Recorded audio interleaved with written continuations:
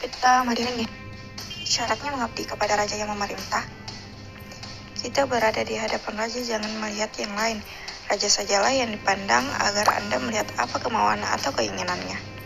Jangan menoleh kiri kanan jika raja bercakap denganmu. Jangan meludah di hadapannya, jangan juga bertelekan. Jangan melihat ke sana kemari, sebab jika Anda bertamu pandang dengan biti perwara, lalu Anda saling tersenyum, Anda akan dibunuh, meskipun Anda memang saling mengenal. Seperti juga halnya jika Anda bercakap-cakap dengan biti perwara, lihatlah caranya bercakap, caranya melayani kehendak raja, dan itulah yang Anda tiru. Adapun 3 jenis yang mengabdi kepada raja, yang pertama ia harus ditakuti, kedua dia harus dipercaya, ketiga Anda kerjakan perintahnya sebagaimana patutnya selama tidak bertentangan apa yang dia suruhkan dengan syariat agama.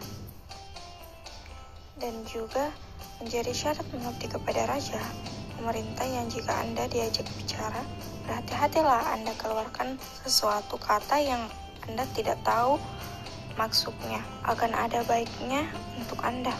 Kedua, berhati-hatilah terhadap tingkah lakumu, dan berhati-hatilah terhadap pakaianmu. Sebab ada 3 jenis perbuatan yang membawa bencana. Pertama, pikiran jahat, kedua, perkataan jahat, ketiga, perbuatan jahat. Nah, ada pula 3 jenisnya perbuatan yang membawa kebaikan. Pertama, perbuatan baik, kedua, pikiran yang bermanfaat, ketiga, perkataan baik.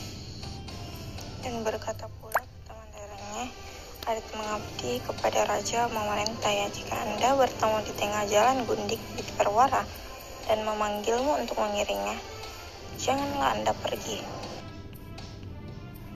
Tetapi seandainya ada orang tua yang menemani dala raja, pergilah Anda mengiringkannya. Jika dalanya raja yang bertemu dengan Anda di tengah jalan dan menyapa Anda, sedangkan tak ada orang tua menemaninya, dan ia memanggilmu menemaninya, janganlah tinggal berdiri, berjalanlah saja. Berkata juga pertama daerahnya 3 hal jenis diancam hukuman mati. Pertama, menginjak sudut lampit, kedua, berkasih kasihan dengan istri raja, ketiga, mengais di luar tanah tempatnya tinggal. Adapun yang disebut menginjak sudut lampit ialah bersinah di rumah raja. Semua yang disebutkan tadi itu dapat berakibat kematian. Artinya semua itu merupakan perbuatan yang diancam hukuman mati. Pesan kedua, amanah mencairi luhu. Berkata Labaso, adapun maksud saya kemari nenek, apa yang engkau lakukan dan bagaimana ketentuan peradilanmu sehingga negeri lu ini menjadi besar? Ia pun menjawab, takaranku kupakai menakar serta kujaga peradatan yang 5 jenis. Apa yang dimaksud engkau menakar dengan takaranmu, dan bagaimana pula maksudnya engkau menjaga peradatan yang 5 jenis? Yang saya maksud ialah tidak kusuruh seseorang tidur pada suatu tempat jika tidak ia senang tidur padanya, dan tidak juga kubebani seseorang yang tidak disukainya, dan tidak juga kusuruh seseorang membawa sesuatu yang tidak sesuai dengan kemampuannya, dan tidak juga kukenakan pada seseorang 2 beban yang berat, tidak juga kusuruh ia mengerjakan 2 pekerjaan yang sama.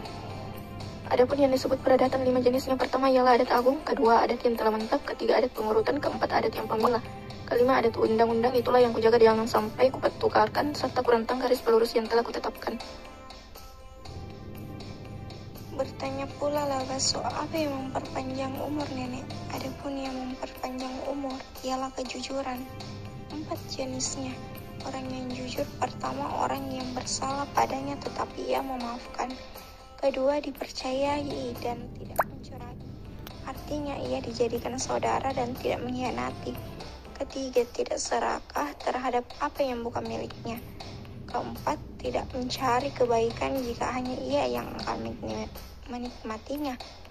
Dan bertanya pula Labaso, apa yang menjadi bukti kejujuran itu nenek?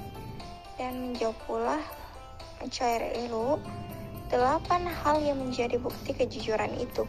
Pertama, diataskannya yang di atas, kedua, dibawakannya yang di bawah, ketiga, didepankannya yang di depan, keempat, dikirikannya yang di kiri, kelima, dikanankannya yang di kanan, keenam, dibelakangkannya yang di belakang, ketujuh, dibiarkannya di luar yang di luar, kedelapan, ditempatkannya di dalam, ya memang di dalam.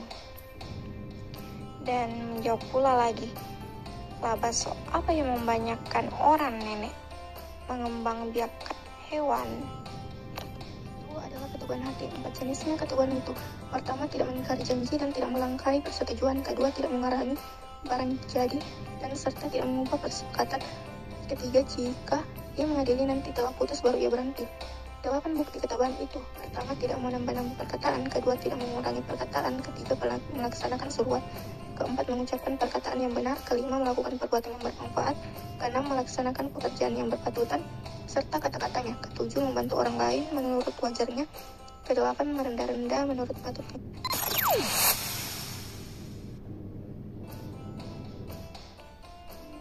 Sebagai hikmah bisa kita ambil 5 hal yang tidak diakhiri dengan penyesalan. Pertama, panjang pikir. Kedua, pertimbangan yang matang. Kemampuan memilih. Keempat, mempunyai malu. Kelima, kehati-hatian. Adapun yang menutupi pikiran ialah kelupaan.